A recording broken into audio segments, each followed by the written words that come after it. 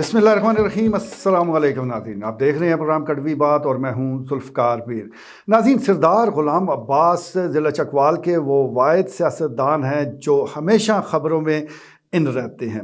ہر بار ان کا تذکرہ کسی نہ کسی انداز سے جاری رہتا ہے، حالانکہ اس کے حوالے سے شاید وہ خود کوشش نہ بھی کرتے ہوں، لیکن پھر بھی خبروں کی وہ زینت بنے رہتے ہیں، اور یہ کسی بھی سیاستدان کی کامیابی مانا جاتا ہے۔ بہت سے سیاستدان تو اس کے لیے بڑی ایفرٹ کرتے ہیں، بڑی محنت کرتے ہیں، بڑا پیسہ بھی لگاتے ہیں کہ ان کو ڈسکس کیا جائے، لیکن میرے خیال میں اس حوالے سے سردار غلام عباس خوش قسمت ہیں کہ وہ خبروں میں موجود رہتے ہیں۔ آج کل بھی ان کا تذکرہ ہو رہا ہے، اور یہ تذکرہ ان کا اس لیے ہو رہا ہے کہ انہوں نے حال ہی میں ایک انٹرویو دیا ہے سینئر صحافی سید تبسم عباس شاہ کو، اور کیونکہ یہ انٹرویو بہت عرصے کے بعد وہ منظر عام پر اس حوالے سے آیا ہے کہ کیونکہ سردار صاحب بہت عرصے کے بعد کسی صحافی سے انہوں نے تفصیلی گفتگو کی ہے۔ اس سے پہلے وہ ایک ویڈیو بیان کے ذریعے ہی اپنے معاملات، اپنے خیالات کا اظہار کر دیا کرتے تھے، لیکن جب تک آپ کسی کے سامنے بیٹھیں گے نہیں، جب تک کسی کے سوالوں کا جواب نہیں دیں گے، اس وقت تک بات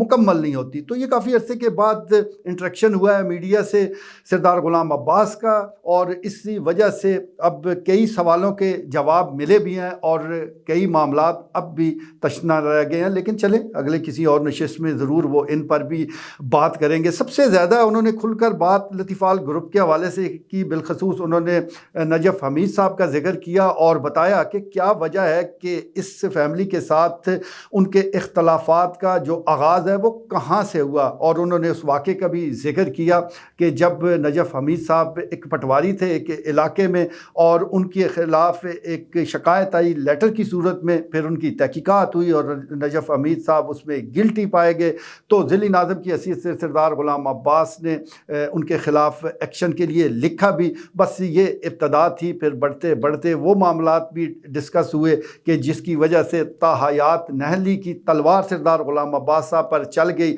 اس کا بھی بیک گراؤنڈ انہوں نے بتایا کہ ایک طاقتور شخصیت نے اس وقت ان کو، جو ان کے صوبائی اسمبلی کے امیدوار تھے، اس حوالے سے انہوں نے ذاتی پسند ناپسند کا ذکر کیا اور ان کو مجبور کرنے کی کوشش کی کہ وہ ان کی پسند کا پینل رکھیں۔ انکار کے بعد یہ معاملات بھی ان کو فیس کرنے پڑے، اور اس سلسلے میں پہلے بھی گفتگو ہوتی رہی ہے۔ سب ہلکے جانتے ہیں کہ یہ میجر جنرل حافظ مسرور تھے جن کے حوالے سے تھا کہ وہ الیکشن میں ان کو حصہ لینے دیا جائے، لیکن یہاں پر سٹوری ذرا اور بھی ہے۔ حافظ مسرور صاحب کا بھی ایک موقف ہے، اور وہ بھی چکوال پریس کلب میں بھی بیان کر چکے ہیں اور کئی نجی محفلوں میں بھی اس کا ذکر کرتے رہتے ہیں۔ وہ سٹوری سنیں گے تو معاملات کچھ اور ہیں، اور سردار صاحب نے جو منظر کشی کی ہے اس میں ظاہر ہے معاملات کچھ اور اینگل سے ہمیں دکھائی دیتے ہیں۔ اور ویسے بھی سیاستدانوں کی یہ خوبی ہوتی ہے، جب بھی وہ کوئی واقعہ بیان کرتے ہیں تو ان سے ہمدردی سی ہو جاتی ہے، ایسا لگتا ہے کہ ان سے بڑا سچا کوئی بھی نہیں ہے، لیکن جب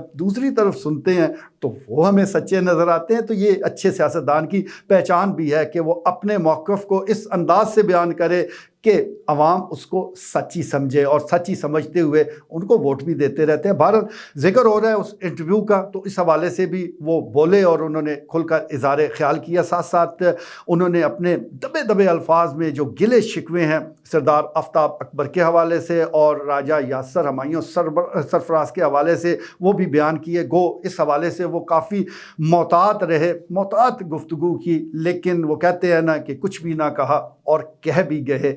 وہ اسی قسم کی گفتگو کی کہ کوئی زیادہ بولے بھی نہیں، لیکن پھر بھی انہوں نے اس تکلیف کا ضرور ذکر کیا، اس کا ضرور اظہار کیا کہ وہ کس کرب سے گزرے جب ان شخصیات نے ان کے ساتھ ان کی توقعات کے مطابق معاملات نہیں کیے۔ اسی طرح جیسا میں گزارش کر رہا ہوں کہ سردار صاحب کا گلہ ہے، بالکل سردار آفتاب اکبر بھی اپنا گلہ شکوہ کسی نہ کسی انداز سے ضرور کہہ جاتے ہیں، اور اس حوالے سے وہ اپنا ایک موقف رکھتے ہیں جس میں کافی حد تک وزن بھی دکھائی دیتا ہے۔ لیکن سیاست کیونکہ مواقعوں کا کھیل ہے، سیاست میں آپ نے اگر ٹائم پر وہ فیصلہ نہ کیا تو پھر ٹرین مس ہو جایا کرتی ہے۔ تو کوئی بھی سیاستدان یہ نہیں چاہتا، خاص طور پر جو جو کامیاب ہونا چاہتا ہے کہ وہ کوئی بھی ٹرین مس کرے. اور سیاست میں کہا جاتا ہے کہ سب کچھ نقد ہے, ادھار کوئی چیز نہیں, وعدے کوئی چیز نہیں ہوتے, بس جو آپ نے حاصل کر لیا وہی آپ کی کامیابی ہے. تو اس وقت جس کو جو بہتر لگا اس نے کیا, اس کے نتیجے میں اس نے کامیابیاں بھی سمیٹی. بس صدا پھر بادشاہی تو اللہ کی ہے, زوال تو ہر سیاستدان کو آنا ہے, اب بھی آ چکا ہے. تو اس حوالے سے جو انہوں نے کیا وہ اس کا فروٹ ان کو ضرور ملا, اس کا پھل بھی انہیں ملا. اور سردار صاحب کا جو پچھتاوا ہے ظاہر ہے وہ اپنی جگہ موجود ہے. تو آئندہ جب آپ سیاسی حکمت عملی ترتیب دیں گے تو ان تجربات کو ضرور ذہن میں رکھیں. اس کے ساتھ ساتھ انہوں نے یہ بھی ذکر کیا کہ وہ اب نون لیگ کے ساتھ مکمل جڑ چکے ہیں اور وہ اب اسی پارٹی کے ساتھ رہیں گے, اسی پارٹی کے پلیٹ فارم سے وہ الیکشن لڑنا چاہتے ہیں. اور وہ حلقہ NA-58 سے خواہش مند ہیں کہ وہ یہاں سے الیکشن میں حصہ لیں. اور اس سلسلے میں انہوں نے ابھی تک تو کسی سے بات نہیں کی, یعنی اعلیٰ قیادت سے بات نہیں کی, لیکن وہ ضرور گفتگو ان سے کریں گے اور ان کو ریکویسٹ کریں گے کہ حلقہ NA-58 سے ٹکٹ ان کو دیا جائے. اب یہ ٹکٹ سردار صاحب کو ملتا ہے یا نہیں ملتا یہ تو کہنا قبل از وقت ہے, لیکن جس طرح وہ آگے بڑھ رہے ہیں اور جس طرح وہ چاہتے ہیں کہ حلقہ 58 میں ہی وہ سیاست کریں, تو اس سے ایک بات تو صاف ہے کہ وہ تلہ گنگ کے حلقے میں الیکشن میں حصہ لینے میں دلچسپی نہیں رکھتے. اور وہاں کیونکہ ان کو لگتا ہوگا کہ ان کی سیاست شاید اس طرح آگے نہیں بڑھ سکتی جس طرح کہ حلقہ 58 میں بڑھ سکتی ہے. اور یہاں پر کیونکہ ان کا مضبوط ووٹ بینک بھی موجود ہے, ووٹ بینک تو تلہ گنگ میں بھی ہے لیکن وہاں کچھ مشکلات بھی ہیں, وہاں کچھ علاقائی حوالے سے بھی کئی ایسی چیزیں ہیں کہ جو کسی بھی کینڈیڈیٹ کے لیے شاید مثبت نہیں ہو. اور ایک دو کی طرف تو سردار صاحب نے مبہم انداز سے اشارہ بھی کیا کہ جب انہوں نے وہاں سے الیکشن لڑا تو انہیں کس قسم کی مشکلات کا سامنا کرنا پڑا, تو اسی لیے وہ حلقہ 58 کو ترجیح دے رہی ہیں. ساتھ ساتھ تلہ گنگ کے حوالے سے بھی یعنی جو ضلع بنا اس پر بھی انہوں نے اپنے خیالات کا اظہار کیا. ان کا یہ موقف ہے کہ تلہ گنگ کو ضلع تو بنا دیا گیا لیکن مناسب ہوم ورک نہیں کیا گیا, جلد بازی میں یہ فیصلہ کیا گیا سیاسی فوائد حاصل کرنے کے لیے.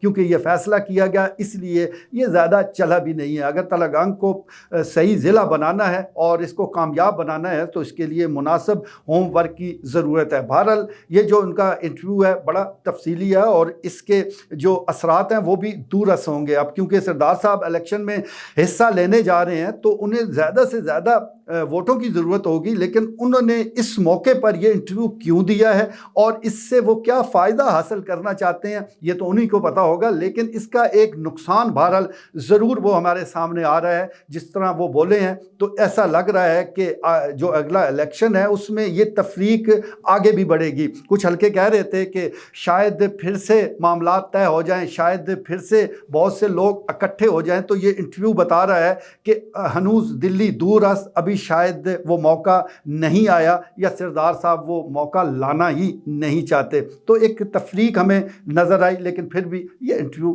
دلچسپ تھا. کچھ سوالات وہ باقی رہ گئے. ہم امید کرتے ہیں کہ سردار صاحب پھر کوئی انٹرویو دیں گے, پھر کوئی اس حوالے سے گفتگو کریں گے اور جو باتیں رہ گئی ہیں اس کا بھی جواب کھل کر دیں گے. لیکن ایک چیز وہ سب کو محسوس ہو رہی ہے کہ بیماری کے بعد سردار صاحب کچھ بدلے ہیں. ان کا پہلے جس طرح ایک کمانڈ اینڈ کنٹرول تھا, جس طرح وہ بولتے تھے, جس طرح وہ کنونس کر لیا کرتے تھے, شاید اب اس میں وہ چیز نہیں رہی. وقت ہے, ایک عرصے کے بعد ایک عمر کا بھی تقاضا ہوتا ہے اور پھر آپ ایک اتنی بڑی بیماری سے باہر نکلے ہیں تو یہ لازمی ہے. لیکن ہم ان کی صحت کو بھی لے کر دعا گو ہیں اور ہم امید کرتے ہیں کہ چکوال کی سیاست میں وہ بھرپور کردار ادا کرتے رہیں گے. آج کے لیے اتنا ہی, اجازت دیجیے, اللہ نے کے بعد.